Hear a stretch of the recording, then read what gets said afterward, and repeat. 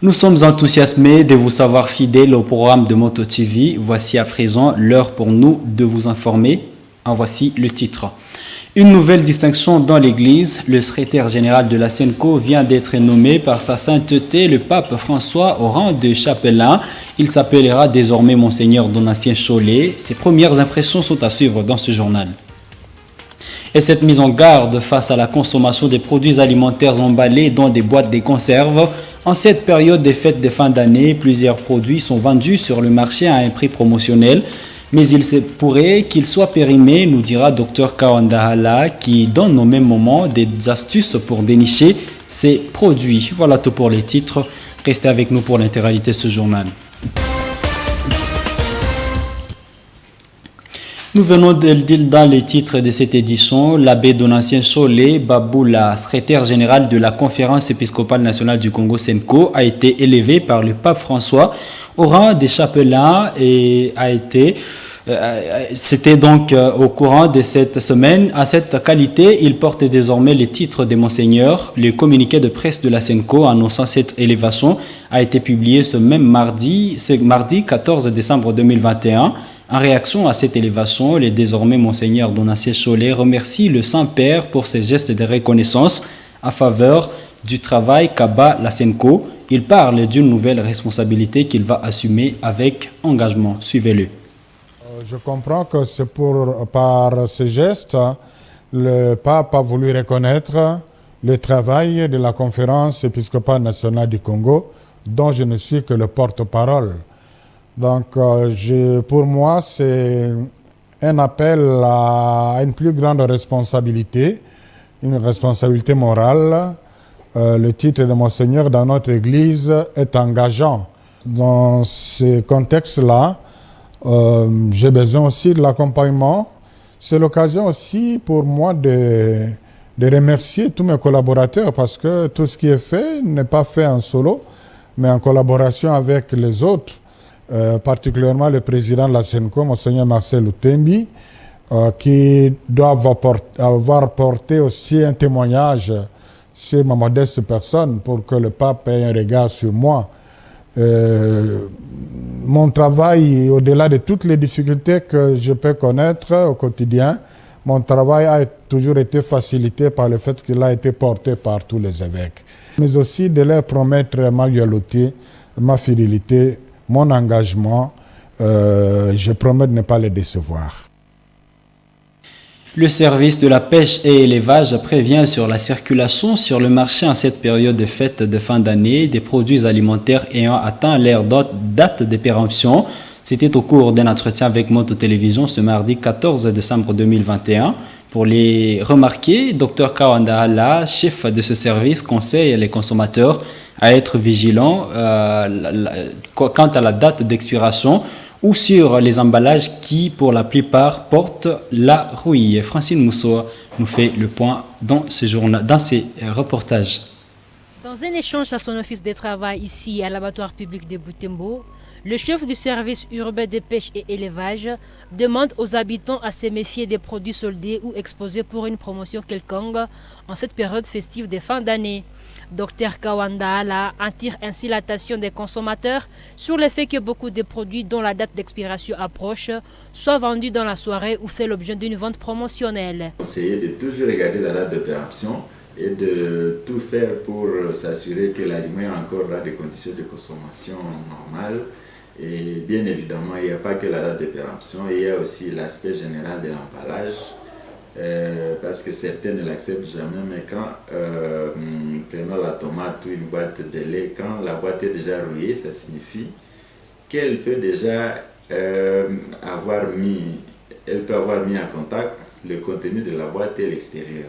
Or, reconnaissant que les microbes sont partout, nous devons supposer que dans ce cas-là, il y a déjà soit des microbes à l'intérieur de la boîte de conserve, soit des réactions chimiques qui transforment l'aliment contenu à l'intérieur à présence de l'air qui change la composition chimique de cet aliment au point de rendre l'aliment nocif pour la consommation humaine. Vous constatez depuis tout le temps que certains commerçants à retorse prennent comme habitude pour des raisons économiques, ils prennent l'habitude de vendre les aliments périmés le soir.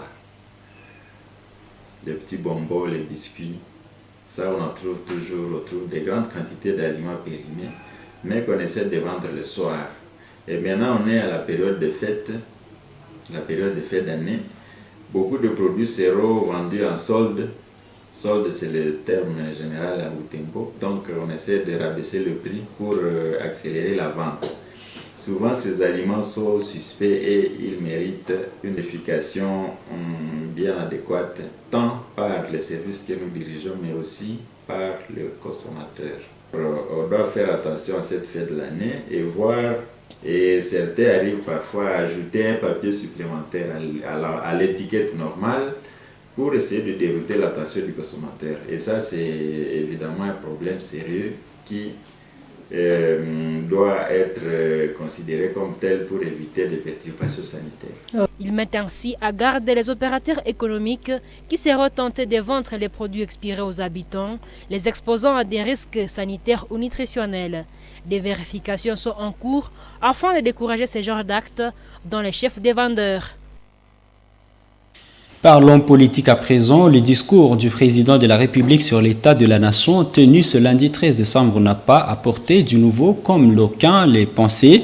C'est un commentaire du professeur Augustin Mouessi, enseignant en sciences politiques à l'Université catholique du Graben, dans un entretien avec Moto TV. Ce mardi 14 décembre 2021, ce politologue a fait savoir que le président de la République ne pouvait que commenter son bilan selon son choix, étant donné que la Constitution lui garantit cette prérogative parlant du discours sur l'état de la nation. C'est pourquoi le professeur Augustin Mouessi demande aux compatriotes d'avoir un œil très critique face au discours politique. Nous vous proposons cet entretien complet et exclusif qu'il a eu avec Grace Kaniki.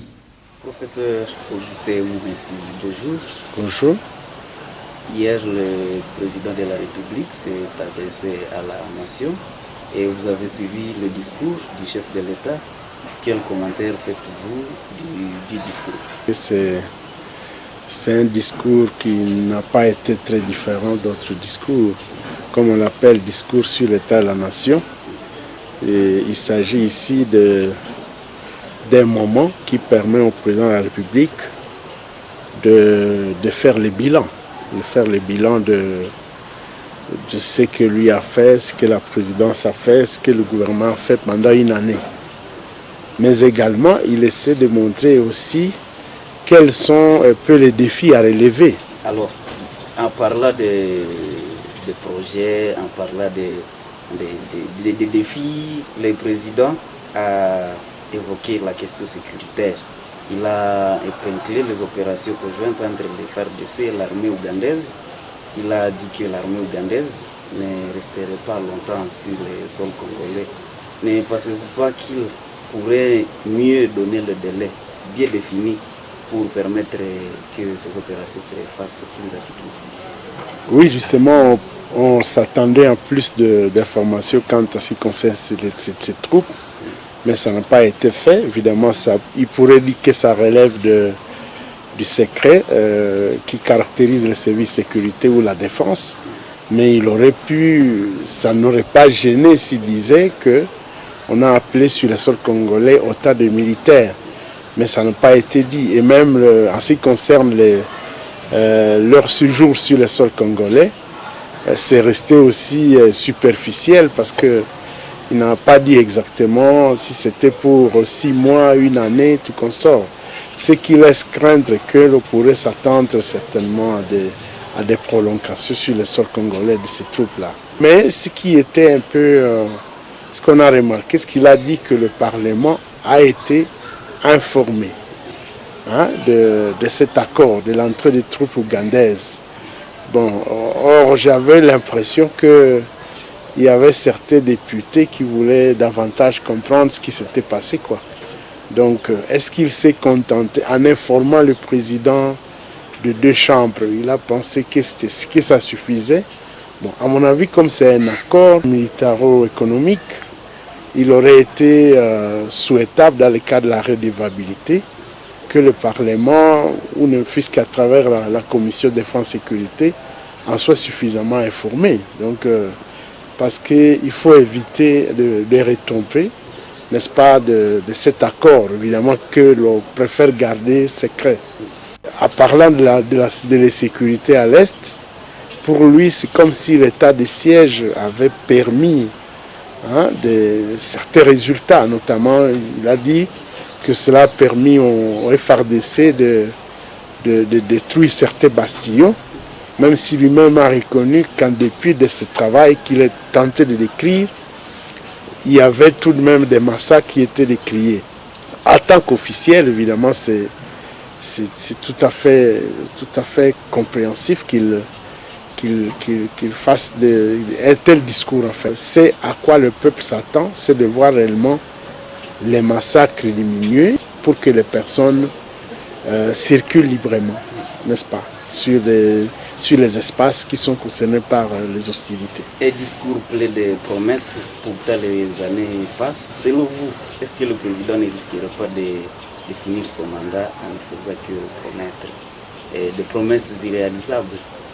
Bon, visiblement, c'est une constante de la classe politique congolaise, quoi. Donc, c'est une classe où les acteurs promettent plus qu'ils ne font. Vouloir montrer que les institutions travaillent et que évidemment, il y a le chemin qui est encore long à parcourir et qui consisterait à faire encore de nouvelles promesses.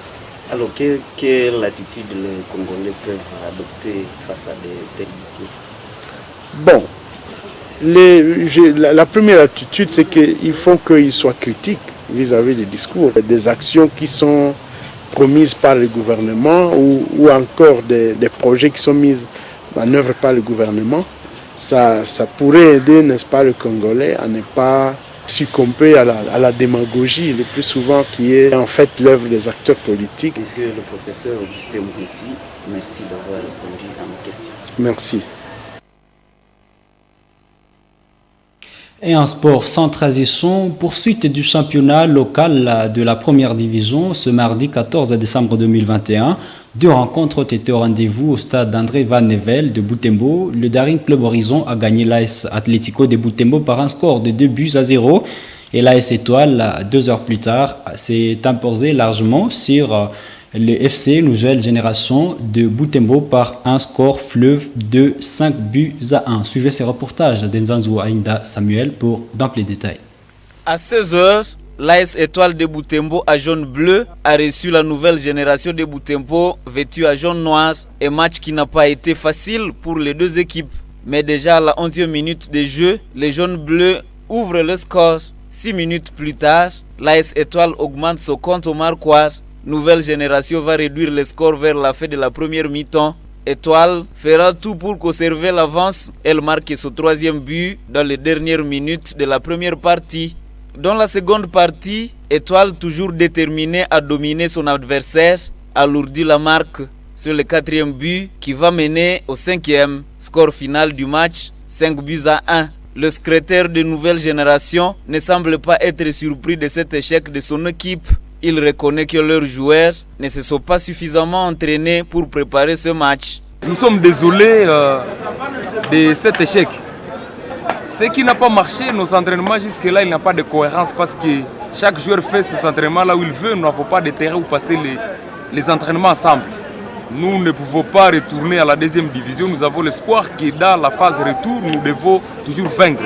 De son côté, le secrétaire de l'AS Étoile se réjouit de la victoire accomplie par les joueurs ce jour. Il appelle les supporters de l'AS Étoile à continuer d'encourager leur équipe par le soutien de tout genre.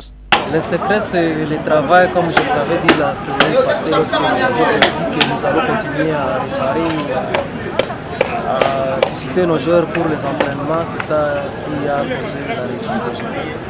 Nous invitons tout le monde qui aimerait soutenir l'association sportive Étoile, qui aimerait soutenir la jeunesse. Nos portes sont ouvertes et qu'ils viennent pour nous appuyer, pour appuyer le comité là-bas. Donc le comité qui est sur place et aider aussi la jeunesse. À 14h, le DC Horizon venait de gagner Atlético de Butembo par un score de 2-0. Ce championnat se poursuivra jeudi 16 décembre 2021 à 14h. JSB jouera US Kitenke et à 16h, l'US Sokozaki croisera le FC Kalamu. Merci à vous d'avoir été fidèles durant ces quarts d'heure d'information sur Moto TV. Restez connectés car le programme se poursuit. Au revoir.